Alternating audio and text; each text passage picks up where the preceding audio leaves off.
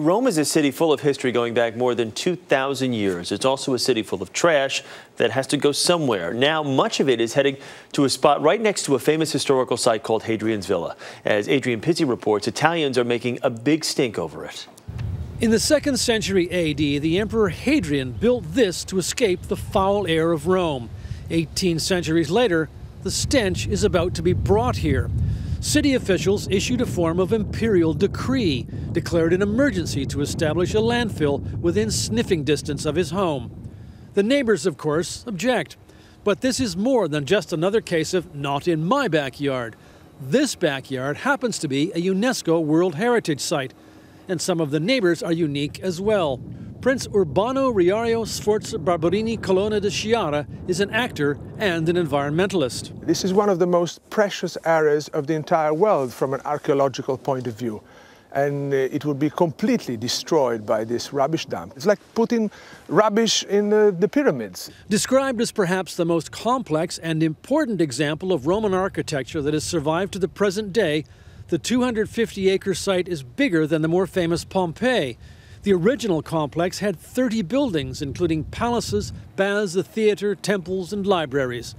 The dump site will eventually cover more than 400 acres, and it's a mere 800 yards upwind from Hadrian's Villa, which is still used for summer theater productions.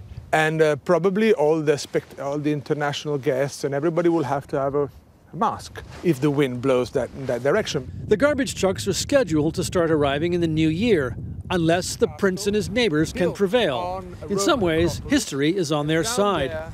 Prince Urbano is a descendant of Pope Urban VIII, whose 17th century pontificate included going to war with Venice and 2 other city-states, as well as Tuscany. Officials in charge of the dump site declined to be interviewed.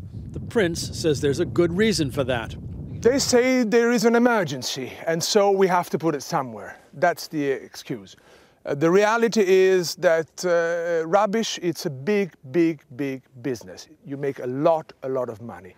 The city claims to recycle, but Italy's leading environmental group says up to 80% of Rome's garbage still ends up in landfills.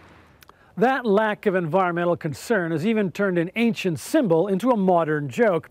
Everything official in Rome bears the initials SPQR, short for Senatus Populusque Romanus, the Senate and People of Rome.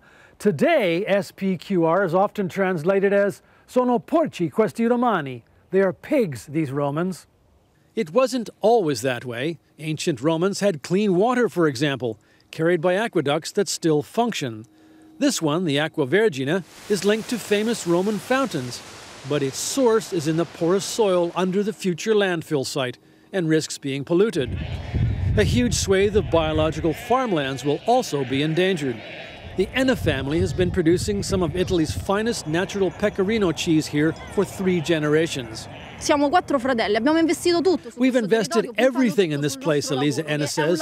This is our only work, the kind of work that is being abandoned in Italy.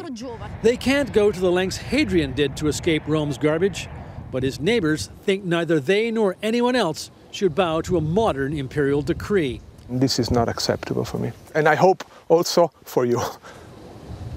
Alan Pizzey, CBS News, Hadrian's Villa.